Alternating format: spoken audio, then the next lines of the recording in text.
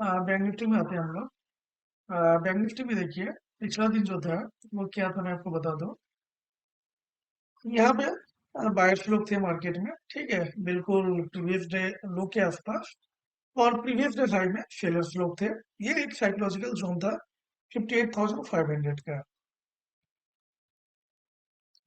देखिए, मार्केट जो ओपन हुआ वो बिल्कुल ये बायर्स को डराने के लिए ओपन हुआ था या फिर इनको निकालने के लिए ओपन हुआ था। तो यहाँ मार्केट अगर ओपन होता है तो होता है क्या है कि यहाँ कुछ बायर्स तो निकल गए होंगे, जो भी यहाँ पे एंट्री लिए होंगे। कुछ बायर्स निकल गए होंगे और कुछ बायर्स रह गए होंगे। क्यों रह गए होंगे? क्योंकि ये 58,000 का इम्पोर्टेंट साइकोलॉजिकल जोन था। अब ये साइकोलॉजिकल जोन के नीचे बहुत सारे बायर्स का स्टॉप लॉस बचा हुआ था। कहाँ पर? यहाँ कहीं। ठीक है।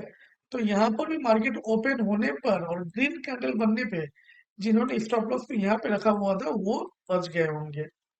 लेकिन कुछ बायर्स जो है वो ये जो गैप डाउन देखा है ना, इतना बड़ा गैप डाउन, ये गैप डाउन देखकर ही निकल गए होंगे। अब मार्केट ने सेंटीमेंट किया था फर्स्ट कैंडल में, मार्केट ने एक अच्छा खासा ग्रीन कैंडल बनाया यहाँ पे। ठीक है। अगर मार्केट यहाँ रेड कैंडल बनाता है और थोड़ा सा सेंटीमेंट इस तरह का दिखता है तो फिर हम लोग सेलिंग साइड में जाते हैं। लेकिन मार्केट इन बायर्स को डरा कर, धमका कर, निकाल कर ये जो बायर्स है, मार्केट ऊपर की तरफ चला गया है। सो हम लोग यहाँ फिर बाय करने का सोच रहे थे। अब बाइंग की बात कर लो तो बाइंग कहाँ हो सकता था, तो मैं आपको बता दूं। इसके लिए सिंपल तरीका अपनाया है, फिबोनाची टूल। ठीक है। और यहाँ पे अगर आप एम्बुश एंट्री लेते हैं तो आपका एंट्री बनता है, क्योंकि इसने 61% को टच किया हुआ था। हालांकि ये एंट्री ले पाना थोड़ा कठिन था, क्योंकि हम लोग अक्सर इंतजार करते कि मार्केट नीचे आए और यहाँ कहीं कैंडल बनाए बॉडी। ठीक है। लेकिन इसका बॉडी फुल ऊपर था, इस तरफ थोड़ा बड़ा हो जाता। अगर आप यहाँ एंट्री लेते हैं तो आपका स्टॉप लॉस यहाँ कहीं होता। तो ये डिस्टेंस थोड़ा बड़ा हो जाता है, इसीलिए यहाँ ट्रेड ले पाना कम से कम मेरे लिए तो कठिन था। तो फिर कहाँ ट्रेड बनता है आपका? तो वो तो आगे चलेंगे, हम लोग देख लेंगे और कोई सेटअप अपना बना या नहीं।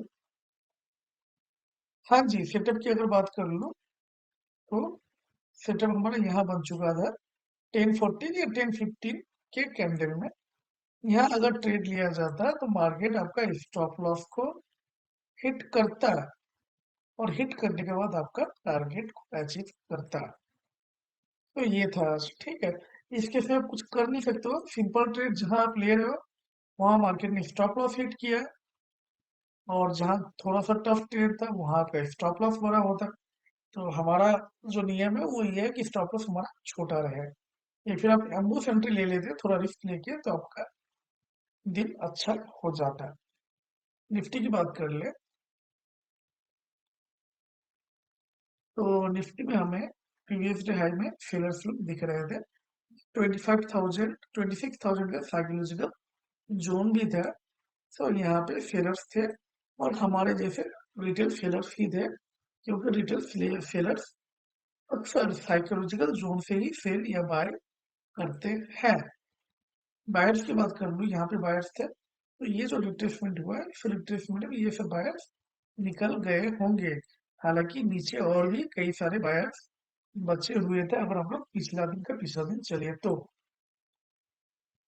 अब यहाँ मार्केट ओपन हुआ है तो सिंपल सी बात है कि ये जो बायर्स है ना ये निकल चुके हैं। ठीक है। अब यहाँ से रेड कैंडल बनता है तो फिर हम लोग क्या करते हैं, हम लोग यहाँ पर भी फेल करते हैं। क्यों फेल करते हैं? फिर ये सेलर्स काफी दूर हो जाता है और ये सब बायर्स को टारगेट करने के लिए मार्केट नीचे की तरफ जाता है। लेकिन यहाँ ग्रीन कैंडल फॉर्म हुआ तो अपना कोई भी सेल का प्लान नहीं था आज का दिन। अब बाइंग की बात कर ले तो बाइंग कहाँ बन सकता था, तो थोड़ा हम लोग बाइंग का पेड़ देख लेंगे। देखिए, बाइंग की बात कर लो तो बाइंग आपका यहीं से बन जाता। फर्स्ट ये जो कैंडल है 917 के कैंडल में ही आपका बाई था, लेकिन यहाँ पर भी स्टॉप लॉस आपका काफी बड़ा हो जाता है। ठीक है। और दूसरी बात यह है कि इस तरह का ग्रीन कैंडल जब बनता है ना बड़ा, तो हम लोग थोड़ा सा इंतजार करते हैं कि मार्केट इसके लो को तोड़ के थोड़ा नीचे जाए और फिर कोई ग्रीन कैंडल यहाँ फॉर्म हो तो वहां पे हम लोग बाय करें। तो ऐसा भी हुआ नहीं था। दूसरा ट्रेड कहाँ बन सकता था? देखिए दूसरा ट्रेड यहाँ बन सकता था 921 या फिर 925 के कैंडल में। ठीक है, ट्रेड जैसे हम लोग को आसानी से 1:2 का रिस्क रिवॉर्ड मिल गया होता है।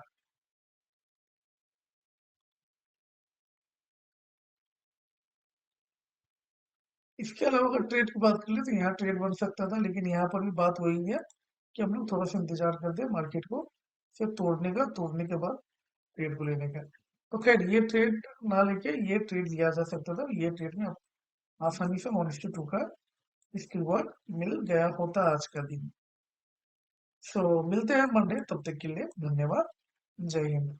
मंडे याद रखना, दिन जो है वो बुलिश होने वाला है, उम्मीद है गैप अप ही ओपन होगा और गैप अप अगर ओपन होता है तो मार्केट मंडे ऊपर की तरफ ही जाएगा। ठीक है, और अगर मार्केट गैप डाउन ओपन होता है तो याद रखना बहुत बड़ा बेरिश दिन हो सकता है। क्यों?